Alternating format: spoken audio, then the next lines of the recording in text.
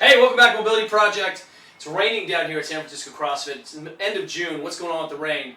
Rain makes me think of one thing: water. It's so weird.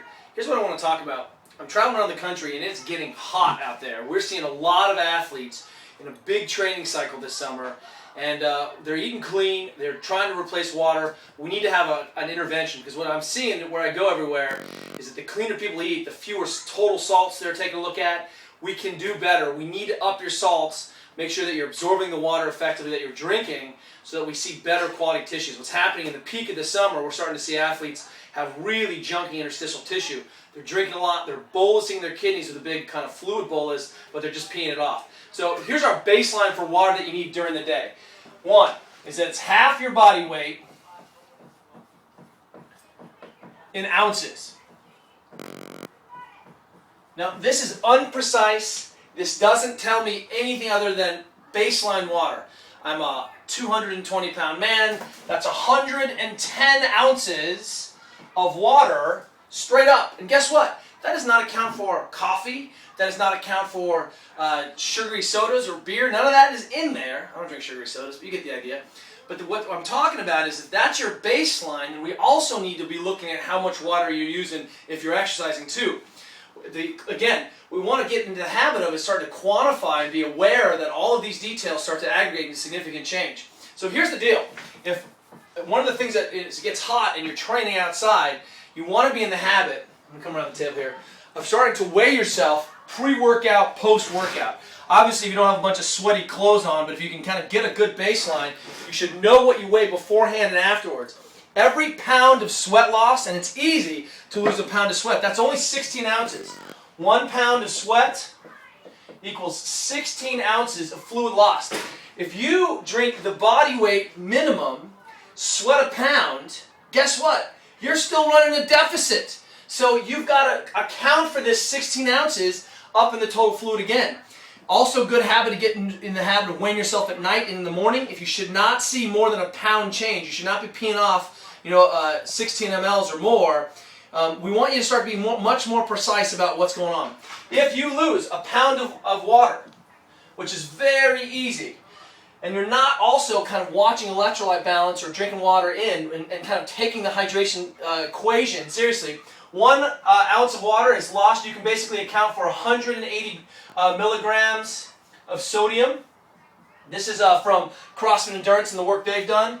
This is 63 of potassium. This is 8 of magnesium. And 16 of calcium. So what's happening is we're starting to see athletes blow out this sweat, and they're pulling all their electrolytes off too.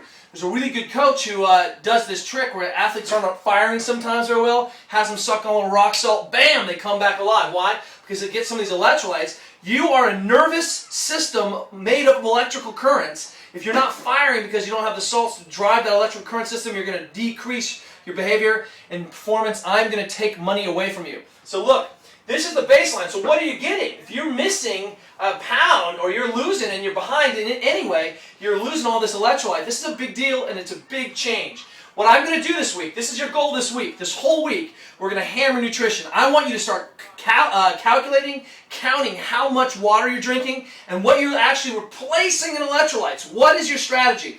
Tour de France cyclists treat hydration differently than they treat nutrition. Those are different concepts. If you're an elite athlete or training like an elite athlete, at the very least you need to be conscious about how much water you're drinking to date.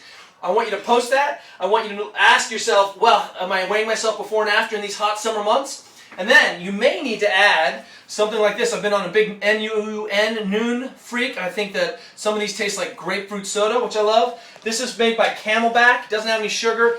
Essential electrolytes. So look, 1 serving is, I screwed up on these numbers. Oh, Lord. It's worse than that. It's 220. It's 63. 8 and 16. One serving of this doesn't even get me close to some of these numbers. Sorry about that, Brian. But you get the idea here. So this week, it's about getting as much water as you can so that we can start to look at this. And then we're going to go ahead and hammer soft tissue this week. So homework number 1 today. On top of taking care of this, we're going to see how much less stiff you get. You can do the hydration test. I want you to spend some time ungluing your butt on the ground. Now, a couple ideas here. One is that if I find a tack spot, I can tack past that spot.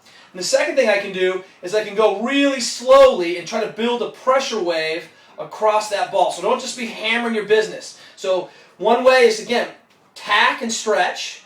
Tack a painful spot and pull the tissues past it, and you'll find those corners. 2, build a slow pressure wave. I'm just going to unglue the butt today. And 3, if I find a painful spot, squeeze your butt, turn it off, drop right in. So it's a trigger point way. We're going to unglue your tissues. I want 10 minutes per kind of hip region, total 5 and 5. Focusing diligently on your water. Start weighing yourself. Start writing this stuff down. We'll see you tomorrow.